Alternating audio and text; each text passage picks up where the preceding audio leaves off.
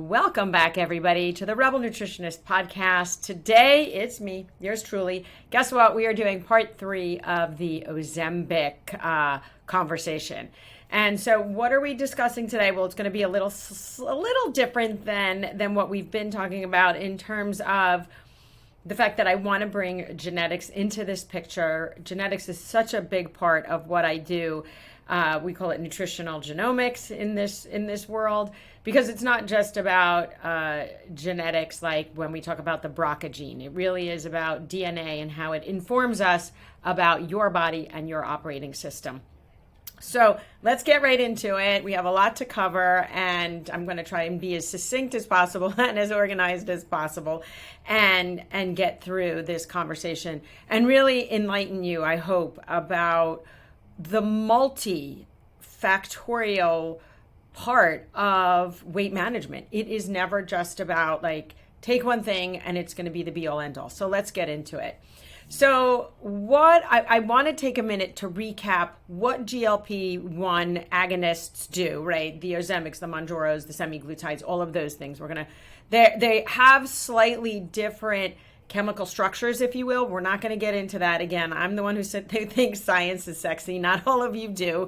And I really want to keep it simple so that you can really understand what is going on in the body when you take these and what else there is to this story, right? So what do GLP-1 agonists do in the body? So just so you know, GLPs are part of a hormone group called incretins.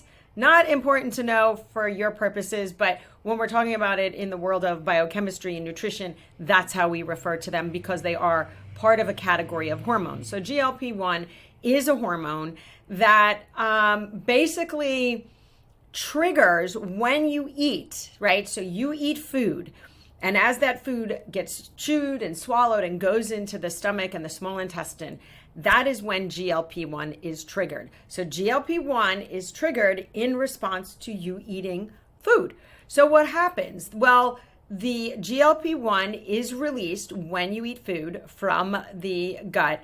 And basically what it does is it tells the pancreas to secrete more insulin so that you can take the food, the sugars that have been broken down, deliver it to the cells where then your body uses it for energy, because our cells require glucose to run on energy, and glucose has to be put into the cells in order to be used. Glucose should not be running around in our blood where it wreaks havoc and causes all kinds of issues. So again, you eat food, the GLP-1 is triggered, and within 10 or 15 minutes, it elicits its action. It's talking to the pancreas saying, secrete more insulin so that we can grab all that sugar and put it into the cells. So that's why we get a rise in insulin and a drop in blood sugar and something called glucagon. And essentially, that's what helps control the blood sugar in your system, right? Here's the other thing that GLP-1 does is that it targets the hypothalamus. It's a gland in our brain. It's little gland that is in charge of regulating appetite. So when it triggers, when it goes to the brain is like, oh, okay, we're not hungry, don't eat, right? So that's where the appetite control part of these GLP-1s come into play. The other thing that these GLP-1s do is that they target the stomach. And so what they do is they say to the stomach, if there's a lot of sugar coming in, it says, wait a minute, slow down the process of how you're digesting food, because we need to slow down the release of sugar into the system, right? So basically, it's slowing down the entire digestive process of how your food gets broken down and assimilated.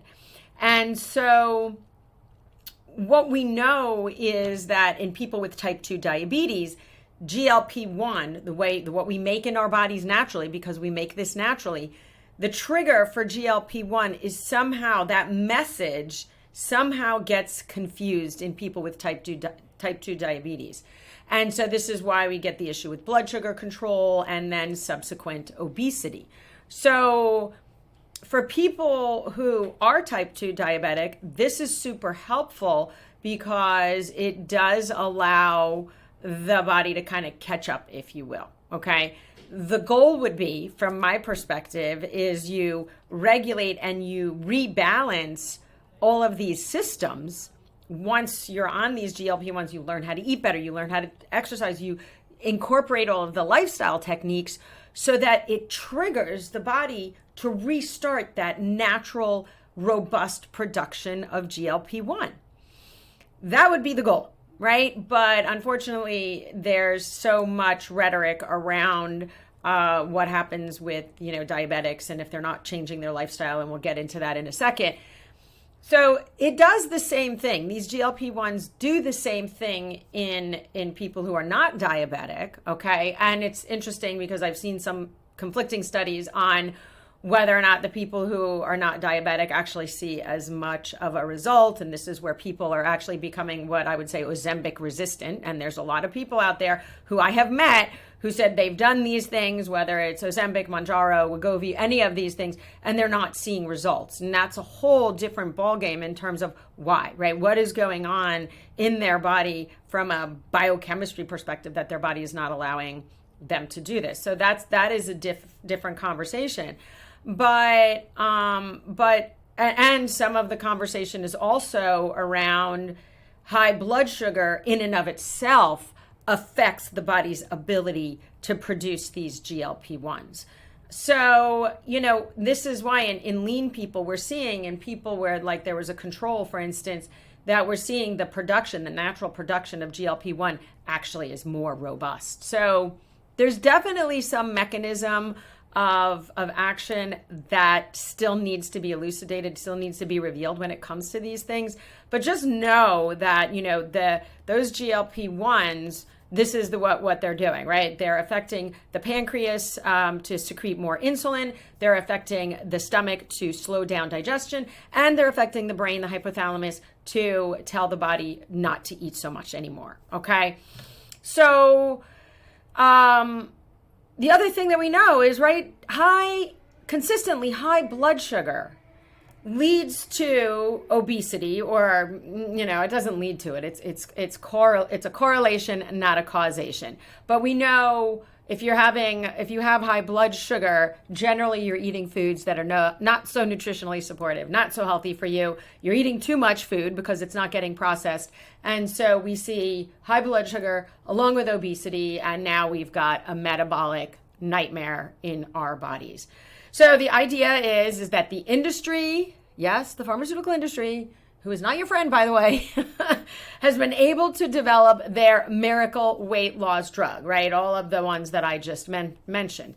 And so, like I mentioned, there are benefits for some people. However, the long-term data suggests, and as it keeps coming in, is that the majority of people, even if they're seeing amazing health benefits now, it is very fleeting, not long lasting, if they have not adopted a sound nutritional protocol, if their lifestyle, if their behavior is not commensurate with making changes that they need in order to keep the weight off.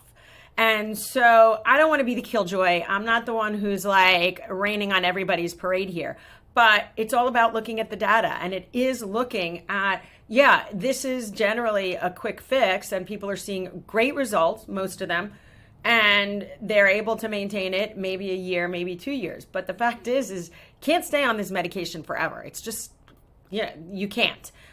Will people cycle on and off of this just like they do so many of the other things? That whole HCG, remember that? How many years ago? And all of these other fads. So suffice to say that the long-term benefit of these medications are really, there's no data to suggest that there's great success in that.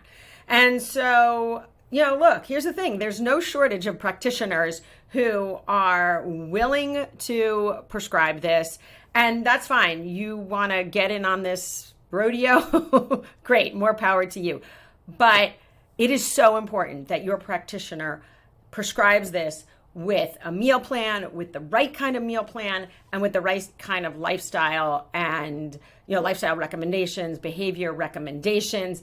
And that's not happening for most people. I will tell you, we've had so many people who come in and say, oh no, my doctor just gave me the medication and that was that. And they told me to go on a paleo, a keto. I can't tell you how often I hear this all day long.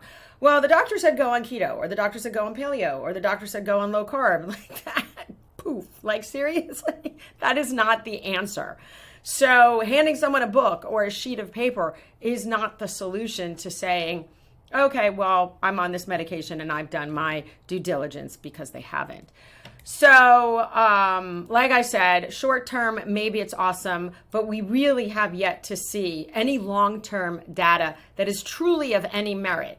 And so we're going to have to wait and see what that looks like in terms of really, cumulative.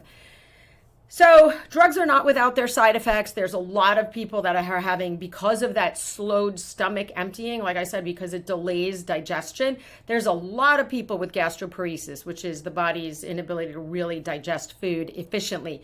There's a lot of people with all kinds of GI issues. And so, when you don't digest food properly, you have digestive enzymes that come into your stomach that have to break down the food. If that food is sitting in your stomach too long and it doesn't move through, number one, it causes a motility issue, meaning, are you going to be more constipated? And if you're already constipated, guess what? That's going to make things worse, okay? It can lead to bacterial overgrowth in the small intestine. And no shortage of seeing those people too, right? People who have come in with small intestinal bacterial overgrowth, small intestinal fungal overgrowth. You've got bloating. Oh, guess what? Now you have bloating. Why do you have bloating? Because hydrochloric acid, which is in the stomach, is required to break down our food. And so if that hydrochloric acid is not doing its job the way it needs to do its job, now your food is not digesting well, it's not going to empty properly, it's not going to get assimilated properly, and you can have bloating because of improperly digested food.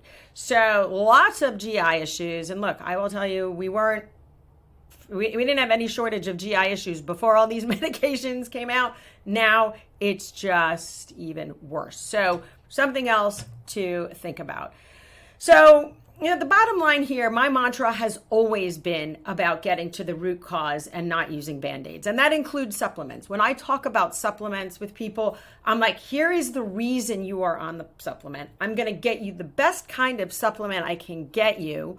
And I know the form of the supplement, and I know what the supplement is meant to do, and I know the purity and the quality. Like, that stuff matters. And if you're just getting some of these supplements like randomly off of Amazon, and not that some of them aren't, the good brands as well, they are there. Just know that Amazon upcharges you then on that pricing. So good $5 to $10 more on Amazon than we sell it for. But that was a little like plug there, but not so much. Like, I want you to get the best bang for your buck. Okay. The supplement industry is literally $1 trillion industry, and everybody who's out there making supplements knows it, and they know the emotion that goes into it. And I totally digress, but coming back to the fact that if I want you on a supplement and then I want you off that supplement, meaning you're not taking it forever. There's a reason you're taking it. Let's get in, let's fix the problem, let's rebalance you, and let's get out, and then figure out what we need to do next. So there's always a process, and there's a priority to how we look at things. But when we talk about root cause, and if we're going to talk about root cause when it comes to weight management, then I am going to have to bring in genetics, right? As I mentioned in the beginning of the podcast, because I've been doing this work long enough to know that genetics is your blueprint. So for those of you that are terrified about doing your DNA, let me alleviate your fears. Our genetic tests are not those like telling you you're going to get Alzheimer's or telling you you're going to have cancer. There is no test. Even if you have any kind of the BRCA test, the BRCA test is not about you getting cancer. It is telling you that the gene that is actually supposed to be protecting you from getting cancer is not working right. And if that gene is not working right, how do you act preventatively? So it's the same thing with our DNA that we're looking at. We can look at things, we're going to talk about the weight management, but we can look at cardiovascular. I've talked about my son's experience with this, and that all of the men on my dad's side of the family have had a cardiovascular incident. My dad at 62 had a quintuple. That's five bypasses because his arteries were so clogged. Like, thank God he didn't actually have a heart attack, but most of the other men have. And yes, at 88, he is still going strong. We are working on his brain, his cognitive function, but he's great, right? So I didn't want my son to have a cardiovascular event, and I wanted to test his genetics to see if he was predisposed, and surely he was. And so we have conversations now around how do I support my cardiovascular health now in his 20s so that by the time he's 30, 40, 50, 60, he doesn't express that particular genetic profile, that risk that he has. So to me, that was like the best gift I could give him. And my other kids as well, right? I mean, look, on my DNA, I'm watching my father. I've talked about this before. I'm watching cognitive decline happen in front of my face. I have his genetics when it comes to that. So you better be damn sure that I am doing everything I can to prevent my genes from expressing that potential. So I always say genetics loads the gun, lifestyle pulls the trigger. And that may be a crude statement, but it certainly makes an impact on people because genetics is only 20 to 30% of what happens in our body. So guess what? 70% to 80% is lifestyle, is the stuff that we have control over. So I think that is so important. And so when we're looking at someone's DNA, it allows me to then look, and I'm going to show you some examples so you can see it in plain sight and look at what we're working at and really help you understand that it's more than just one factor, that one medication is not going to be the be all end all for anybody long term. And especially when it comes to health. Just because you're thin doesn't mean you're healthy. And I think we have this totally backwards in our culture, in our society. Like, we automatically think if someone's thin, they're healthy. Not so true. You can have dysregulated metabolism and be pretty thin. And I see it all day long. So the other thing that I can tell you is genes don't lie. When we're looking at genetics and we're looking at someone's operating system, it gives us so much information into how your body works, where the bumps in the roads are, and how that, like I mentioned before, how that impacts your health and your well-being. So what does that mean when it comes to weight management? Because I can't tell you how many people have come in and have sat here, seen their weight management profile. I've explained to them what this is and what this means and interpreted it, and tears start rolling down their face because they feel so validated. They come in and they're like, well, I don't eat a lot and I exercise and I'm still not seeing the scale move, right? Or I look at a piece of lettuce and I gain weight. And, they go to their doctor, they go to an endocrinologist, and they're made to feel so bad. Like, who are these doctors what gives them the right to be so dismissive and demeaning to, and I'm going to tell you, it's a lot of the women. I just had a woman come in the other day and she went to her cardiologist, and like her blood work looks fine. She has 0 calcium score, like everything cardiovascular looks good. And, she looked at the doctor and said, well, I'm frustrated with this and this. And he goes, well, just, eat less and lose weight. Like, so dismissive and so demeaning. And who are they to think that they can treat people like that? It's just so wrong. It's so wrong. Anyway, let me show you what I'm talking about when we talk about the DNA and the weight management category. There's so many categories, but I want to focus on the weight management because I really want you to understand that the root is looking at how does your body function from a genetic perspective, and then how do we validate that? Because we can look at DNA and DNA will give us predisposition, but it's not going to tell us what's happening in real time. So if we want to know what's happening in real time, this is why I always say we need to test further. Now, people say, well, these tests get expensive, and they do. And it doesn't mean every time we have to do testing. I'm saying, okay, invest in the genetic test because it is so worth it. And oftentimes we can, and if you're a diagnostician, I've been doing this for over 20 something years, you get good at knowing who's in front of you. I consider myself an expert diagnostician because I generally know the person that's sitting across from me, what that profile is and how we can support that, maybe without all of these expensive labs. So I don't believe in over-testing at all. I believe that we should do the right tests for the right reasons at the right time.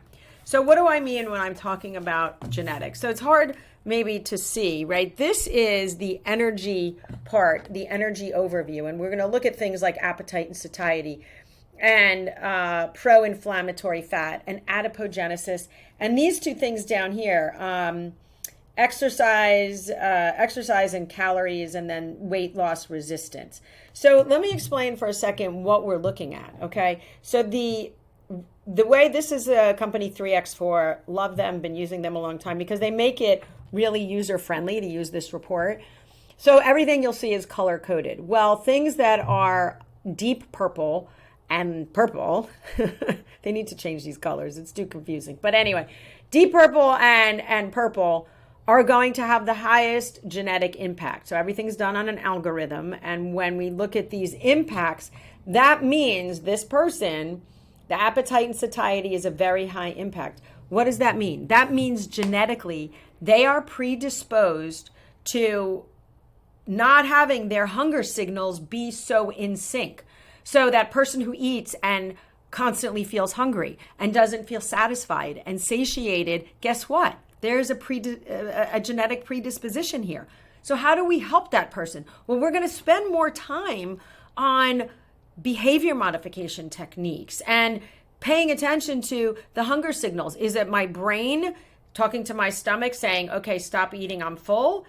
And do you even realize that you're full? A lot of times I say, can you differentiate between hunger, mouth hunger or stomach hunger? Mouth hunger is that, oh, it tastes good and I just want more, right? But stomach is going, I think I'm good. I don't need to eat anymore. I'm full, right? And there's a lot of people because of genetics where that switch doesn't work so efficiently. Wouldn't that be great to know? Because here's the thing, you come off of Mounjaro, that switch, or Ozempic, you come off those medications, guess what? That switch that you're genetically predisposed to now gets triggered. And this is why we're seeing people with voracious appetites when they come off of these meds. So something to keep in mind. The next thing we're going to look at, pro-inflammatory fat. So what we know is that fat throws off inflammatory markers, right? We used to think fat just sat there and didn't do anything. No, fat cells actually make their own markers that produce inflammation in the body. And so guess what? If you have a high predisposition for that, I always say that inflammation from those fat cells acts like a barrier. It almost acts like a force field around those fat cells, so your body can't let go of the fat. So it's this vicious cycle of, I'm eating more or, depending upon where those triggers are. And now I'm gaining the weight and I can't lose the weight because it's almost like this force field of fat and inflammation is preventing it. And there's more to it than that too, because there's detoxification issues. Like there is a lot that we look at to be able to help you support your weight without just saying it's diet and exercise. And I'm going to tell you that formula, diet, food, calories in, calories out equals weight loss is so antiquated and so wrong. And the people that are still pushing that are pushing the wrong agenda, a bazillion %. So that's pro-inflammatory fat. Then we look at adipogenesis. So adipogenesis is the likelihood that your body's going to hold on to the fat, right? So pro-inflammatory is inflammation, a little bit different. Adipogenesis is that person who literally looks at a piece of lettuce and gains weight. Your body's tendency to want to store. And I'm sure at some point in the far off past, this was a protective mechanism. This was all about survival. But now with the overabundance of food, it's like your body's just going to store it. Because remember, we have evolved, but our genes have not evolved enough to catch up with the times that we are in. They just haven't. So your genes are still, hundreds of thousands of years old, thinking that you're in survival, not knowing that you have a fast food restaurant or a convenience, that you have food available to you 24/7. So that adipogenesis, while maybe it was meant to be a survival tool, skill, whatever, mechanism, is working against you now. And if we understand that, we can help support that. So the other thing that becomes really important is this energy expenditure, okay? So this energy expenditure piece is how does food, this is metabolism basically, how does the food you eat impact how you burn calories, right? So if you are a high impact here and you're on this low flame, that means that you are that person that has to watch out for the food that they're eating, right? That you're that person who cannot eat as much as your friend who, looks like they have a wooden leg. They eat and eat and eat and they never gain weight. That person, right? That person is all the way up here. So if you're all the way down here, it's going to give us a different outlook or different perspective on how we're going to support you, because we do really need to make every calorie count. And not that we're counting calories, but we really need to know how to support you from a food perspective, right? So important. And then the other piece, which is exercise response, means when you exercise, how readily does your body burn up those calories or, help you with weight loss, right? So if you're all the way here, it means that exercise, guess what, is not going to be the efficient way for you to lose weight. If you look like this person here, right, where there's a calorie issue and the exercise, you are going to be that person who needs to moderately exercise. You're going to need to lift weights, and you're going to need to also watch your calorie intake, specifically fats and things like that. And so it's being able to look at this and support you in the right way. And then your your weight loss resistance. Are you resistant? Are you that person is that, going up the hill that it's hard for you to lose weight or not? And so that's a little bit about that. And then what I'm able to do when I'm looking at this is I go back and look at, let's call it these gene buckets, if you will, right? Meaningless to you probably now when you're looking at it. But I do look at the specific genes that are implicated in this weight management. In this weight management. No, that was right. In this weight management picture. The other thing that we can look at is we look at exercise. So how does your body want to be exercising? And one of the other things that I always talk about when we're talking about root cause is we also get to look at the cellular picture. These are those 4 systems that I always talk about when we talk about root cause and these top line systems. Because let's talk for a second. If detoxification, which is down here, is an issue for you genetically, and you're not detoxifying the air you breathe and the food you eat and the things that you're drinking, and you don't detoxify those well, which I will tell you most people don't because we are so overburdened with toxins from our environment, that you are recirculating toxins. And recirculating toxins will have an impact on your weight loss because just like I talked about that pro-inflammatory fat creating a barrier over that fat cell, too many toxins that are overburdening your system. I think of it like this, right? If we're looking at your liver, that is the primary organ for detoxification, but guess what? The gut is an important area for detoxification. So if you're on these medications and you're not eliminating productively, right? You're not having a productive bowel movement every single day, and you don't even have to be on the medications. Maybe you just don't go to the bathroom every day. You're recirculating toxins. So think about recirculating toxins in this way, okay? This is about as graphic as I can get. So, when there's an oil spill in the ocean and the wildlife, the birds come out like covered in oil and they have to like scrub with all those, the soaps and the stuff to break down the oil.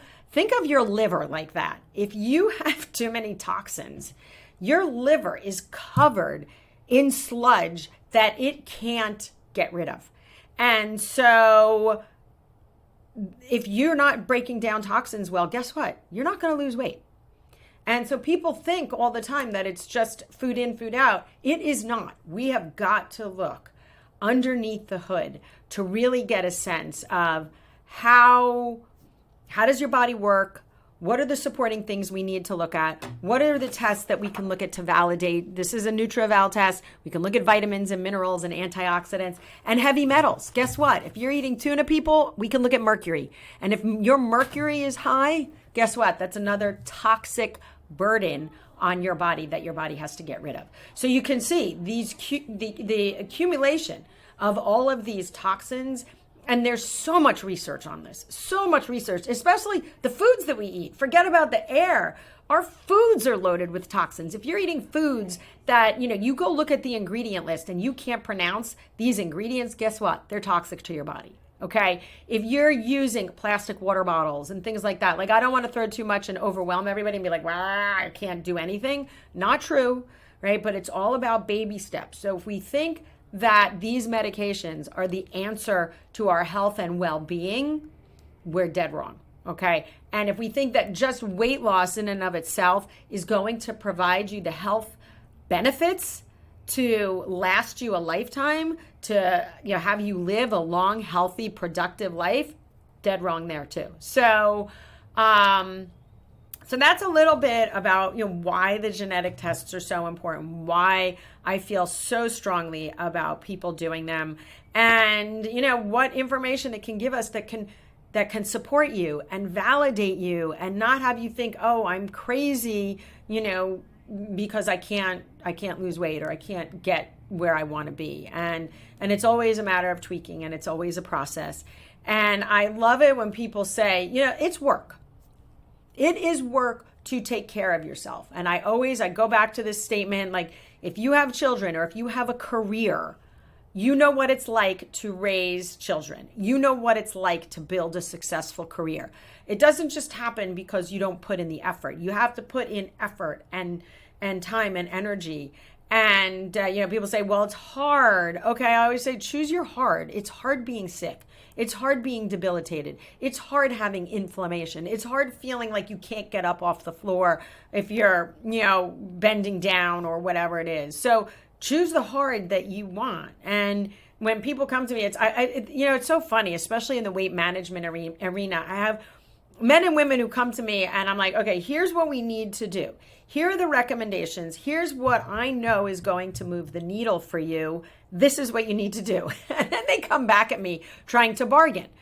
And I'm like, okay, this is your journey, not my journey. I'm going to meet you where you're at. And I'm going to say, okay, yeah, we could try it your way. But I have people who come to me. It could be men, it could be women. I had a woman say to me the other day, all right, well, I'm not seeing success on Mounjaro. I don't think I want to stay on it all that long. But I haven't been on it all that long, but I lead a really stressful lifestyle. So that's not going to change. And, I don't love to cook. So that's not going to change. Okay. So what is your expectation then for weight loss? If you're not willing to do some of these things, and I'm going to tell you, stress and sleep, huge when it comes to, remember that whole inflammation thing I talked about? So stress, cortisol, causes inflammation, which acts as that barrier. So when you are under a tremendous amount of stress, guess what? Your body goes in a protective way, and it is never going to let go of that fat. So we have to look at everything in context. And that's why I say it's always about root cause. It's always about getting back to what is the foundation of your body? How are you balancing it? And what makes you tick? And that's what DNA allows us to do. So don't get lured into the beauty, into the false advertising that Ozempic is going to be the be all end all for you, because I have news for you. It won't. So I love feedback. I love comments. Please be sure to like and subscribe and share this stuff with people. There's just so much misinformation out there. And I always pride myself on the fact that I am an expert in this industry. I do my due diligence. I stand by the work that I do and how I talk about it. And it works because people have success. And it's not just short-term success. It is long-term success. So always passionate about this work and about helping you out there. So please give us any comments. And like I said, feedback, like, subscribe, and share. Also, check out, we are offering our membership. We've had so many people take us up on it. It's a really great opportunity if you've never worked with us to come in on a level that is really priced so well. And and fair, and you're going to get so much information. And if you have worked with us and have sort of fallen off, and you don't really necessarily need to go into a whole package where you need all that support and accountability, but you want some, it's a great way to re-engage. So we've had so many people give us great feedback on that, and we'll start our lives on that shortly. So thank you for listening. And this is your Rebel Nutritionist signing off. Make it a great day, everybody.